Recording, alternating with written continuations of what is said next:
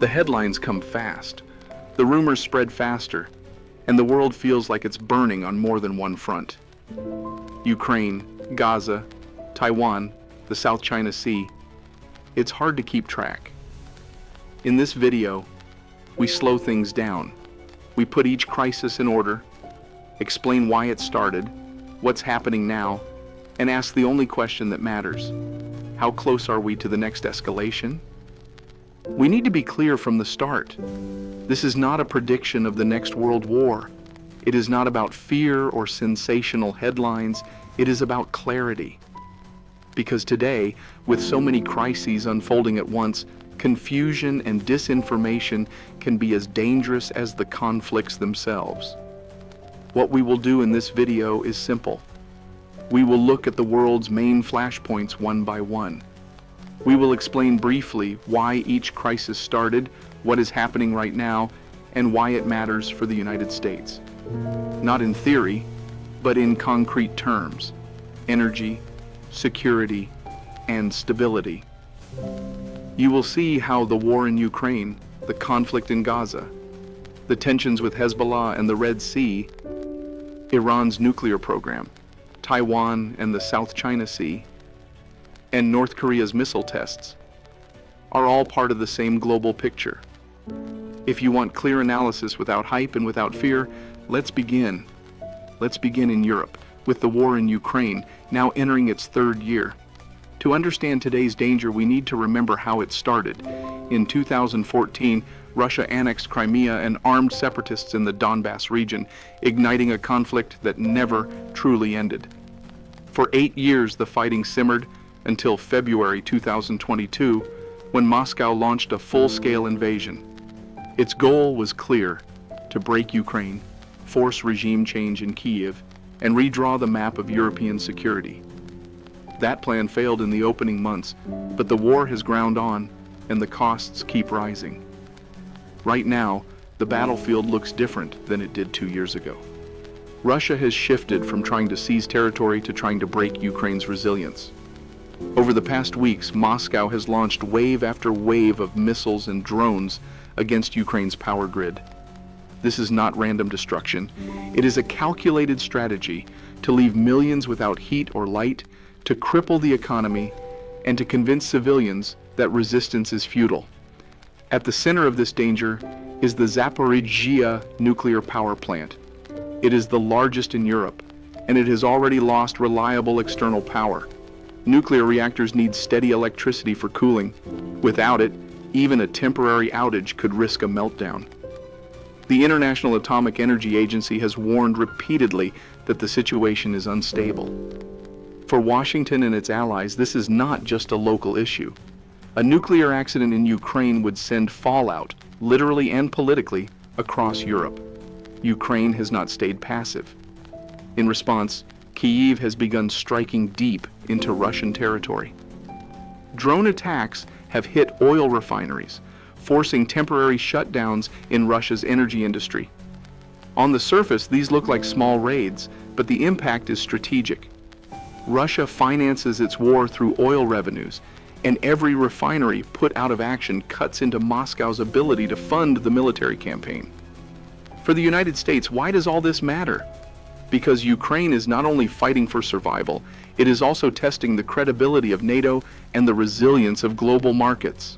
If Ukraine collapses, Russia would not stop at Kyiv. Pressure on Eastern Europe would rise, NATO's security guarantees would be questioned, and authoritarian regimes elsewhere would take note. Economically, every attack on energy infrastructure means higher global fuel prices, higher inflation, and pressure on American households already stretched by costs of living. Looking ahead, the risk of escalation in the next 30, 60, or 90 days is high, high, and high. A miscalculation at Zaporizhzhia, a missile that strays into NATO territory, or a Russian strike that goes too far could change the nature of this war overnight. What should we watch most closely? 3 things. First, the stability of the Zaporizhzhia plant. Second, the scale of Russian attacks on Ukraine's grid as winter sets in. And third, NATO's reaction if the war edges closer to its own borders. And while Europe faces this storm, the Middle East is already on fire. The next flashpoint takes us to Gaza, where one of the world's oldest conflicts has erupted again with new intensity. If Ukraine is the center of gravity in Europe, the Middle East remains a fire that never truly goes out. To understand today's crisis, we need to go back to its roots. The conflict between Israelis and Palestinians dates to 1948, when the State of Israel was created and the first Arab-Israeli war erupted. Hundreds of thousands of Palestinians were displaced, a trauma still remembered as the Nakba, or catastrophe. Over the decades, more wars followed. Israel occupied the West Bank and Gaza after the 1967 war. Peace efforts repeatedly collapsed, and Palestinian politics split between Fatah in the West Bank and Hamas in Gaza. Hamas, the political and military organization that governs Gaza, is designated as a terrorist group by the United States and the European Union. This history created a cycle of violence that erupts again and again. The most recent eruption came on October 7th, 2023. Hamas launched a massive attack inside Israel, killing civilians and taking hostages. It was the deadliest day for Israel in decades. In response, Israel began a large-scale military campaign in Gaza. Since then, the war has devastated the enclave. Thousands of civilians have been killed, entire neighborhoods flattened, and the humanitarian crisis has reached catastrophic levels. At the same time, the West Bank has seen rising clashes between Israeli forces, settlers, and Palestinian militants, turning the conflict into a two-front crisis. Why does this matter for the United States? Because Washington is Israel's closest ally, providing military aid, diplomatic cover at the United Nations, and political support at home. Every escalation pulls the U.S. deeper into the crisis, forcing it to balance unconditional support for Israel with growing pressure from global partners and from its own citizens. For America, this is not just about foreign policy. It is about credibility in the Middle East, stability in global energy markets, and the possibility of being dragged into a wider regional conflict.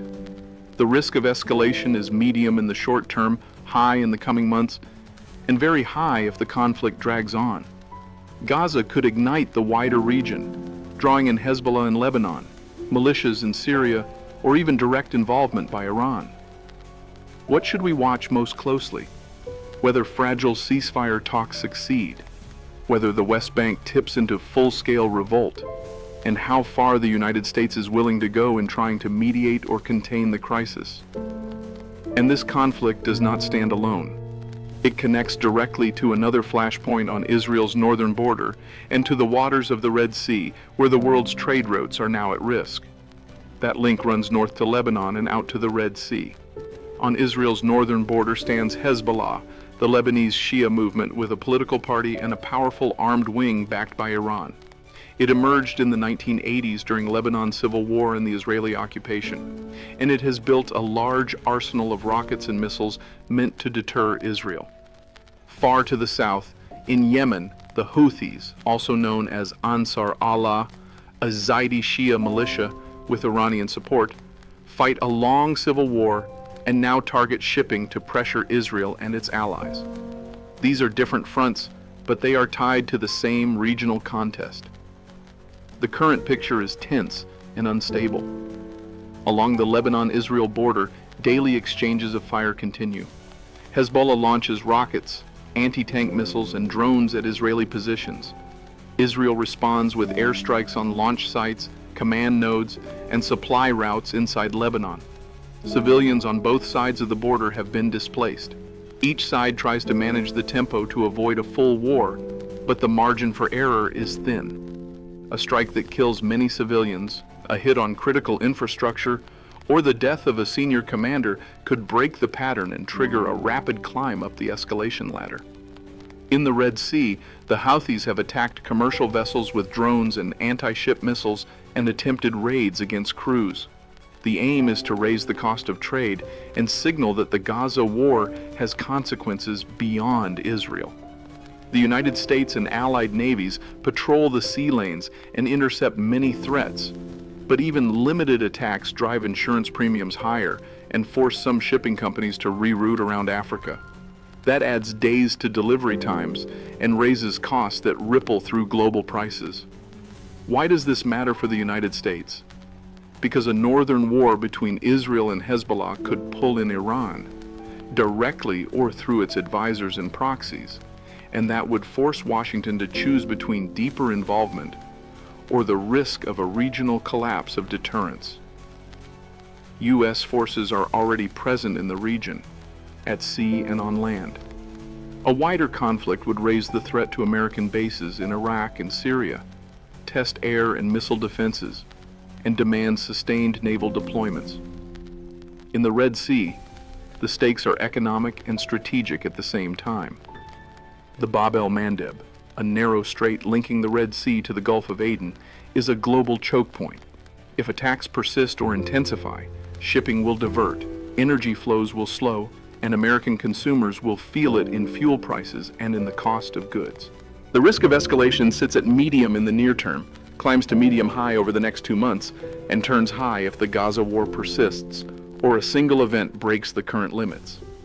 The most likely triggers are a mass casualty strike in Israel or Lebanon, a saturation rocket volley that overwhelms defenses, an Israeli preemptive push to remove Hezbollah rocket threats, or an attack at sea that sinks a large merchant ship. Any of these could move the region from controlled confrontation to open conflict. What should we watch? In the north, pay attention to Israel's northern command posture, evacuation policies in border towns, and any sign that Hezbollah is deploying more accurate, longer-range missiles. Indicators of Iranian Revolutionary Guard involvement on the ground would also matter. At sea, track the pace of Houthi launches, the number of successful interceptions, and whether major carriers keep rerouting around the Cape of Good Hope. If rerouting becomes the norm, costs will rise and pressure on Washington to neutralize the Red Sea threat will grow. And all of this connects to the core of the region's long game. Iran's nuclear file and its network of partners. That is the next flashpoint. And behind Hezbollah and the Houthis stands the power that connects them both, Iran. To understand why Iran is central, we need to go back to its nuclear program. It began in the 1970s under the Shah, slowed after the 1979 revolution, and then restarted in the following decades. For years, Iran insisted its program was for civilian energy. The world feared it was for weapons. In 2015, after years of negotiation, Tehran signed the Joint Comprehensive Plan of Action, or JCPOA, a deal with the United States and other powers. Under it, Iran limited its nuclear activity in exchange for sanctions relief. But in 2018, Washington withdrew from the deal. Since then, Tehran has steadily expanded its nuclear work, enriching uranium far beyond civilian levels, now over 60%. Weapons grade is 90%. The gap is narrow. Today, the International Atomic Energy Agency, the UN's nuclear watchdog, is back at the table. Iran has agreed in principle to restore some inspections, but doubts remain. How much uranium has already been stockpiled? How fast could Iran build a weapon if it chose? Analysts call this the breakout time, and many believe Iran is closer than ever. Why does this matter for the United States? Because a nuclear-armed Iran would change the entire balance of the Middle East. It could spark an arms race, push Saudi Arabia and others to seek their own programs, and embolden Iran's regional network of partners, from Hezbollah in Lebanon to militias in Iraq and Syria. For Israel, it would cross a red line.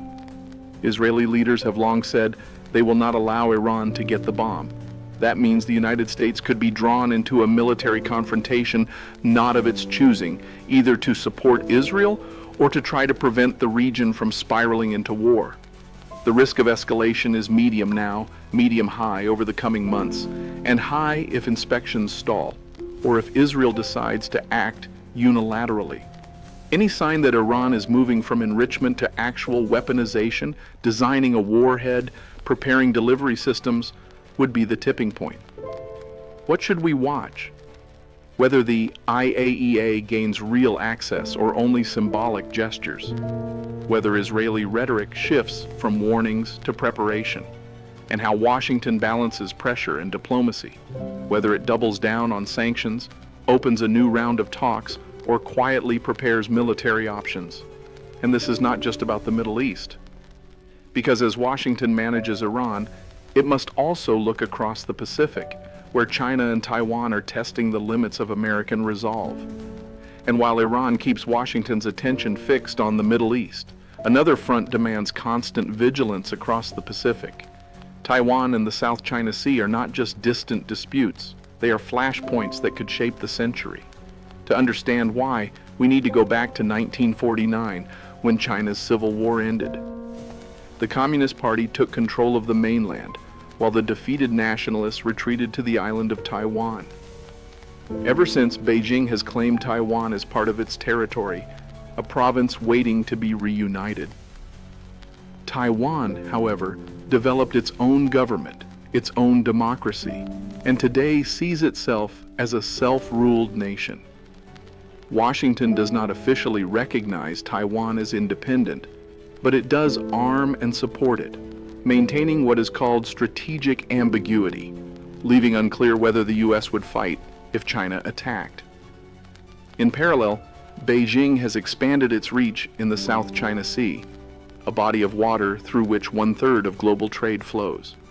China has built artificial islands, complete with airstrips and radar, turning reefs into forward military bases. These outposts reinforce its territorial claims against neighbors like the Philippines and Vietnam. One hotspot is Scarborough Shoal near the Philippines, where Beijing has tightened control despite protests. The situation today is tense. China's People's Liberation Army, or PLA, has stepped up air and naval activity around Taiwan, sending fighters and bombers across the median line that once served as an unofficial boundary. Naval maneuvers simulate blockades, raising fears of a rehearsal for invasion. In the South China Sea, Chinese Coast Guard vessels have used water cannons and aggressive maneuvers to block Philippine resupply missions. Each move tests the resolve of the United States and its allies. Why does this matter for the United States? Because Taiwan is not only a democratic partner, it is also the center of the global semiconductor industry. The chips made their power everything from smartphones to fighter jets. A war or blockade would cripple supply chains, trigger a global recession, and directly hit the U.S. economy. Strategically, failure to defend Taiwan would shake the credibility of American commitments in Asia and beyond. The risk of escalation is medium today, medium in the near future, but rising to medium high if a crisis or accident occurs. The most likely trigger is not a deliberate war plan, but a miscalculation, a collision at sea, a misfired missile, or an incident that spirals. What should we watch? The scale of PLA air and naval sorties, new construction on disputed islands, and how Washington and allies like Japan, Australia, and the Philippines respond. Joint exercises, freedom of navigation patrols, and military aid to Taipei will signal how far the U.S. is prepared to go. And while China tests the Pacific, another unpredictable player is stirring once more on the Korean Peninsula. And just beyond China, the Korean Peninsula remains one of the most unpredictable flashpoints of all. The division dates back to the 1950s, when the Korean War ended not with peace but with an armistice. The peninsula split into two states, South Korea, a U.S. ally and democracy, and North Korea, a closed dictatorship that became a dynastic regime. Today it is ruled by Kim Jong-un, the third generation of the Kim family to hold power. Since the 1990s, Pyongyang has pursued nuclear weapons and the missiles to deliver them. Despite sanctions, isolation, and periods of negotiation, the program has advanced steadily. Over the years, North Korea has carried out 6 nuclear tests and dozens of missile launches, including short-range, medium-range, and increasingly long-range systems. Its goal is clear: to guarantee regime survival by holding enemies at risk, including the United States itself. Right now, North Korea is closer than ever to a fully operational intercontinental ballistic missile, or ICBM. That means a missile capable of reaching U.S. territory, not just allies in Asia. Recent launches suggest Pyongyang is testing solid fuel systems that can be fired more quickly and are harder to intercept. At the same time, North Korea has deepened its cooperation with Russia, supplying artillery shells and other munitions in exchange for technology and political cover. This new partnership gives both countries leverage against the West. Why does this matter for the United States? Because North Korea is one of the few states with both nuclear weapons and the intent to threaten the U.S. homeland directly. Every new missile test tightens that threat. For Washington, it also destabilizes the broader Asia-Pacific.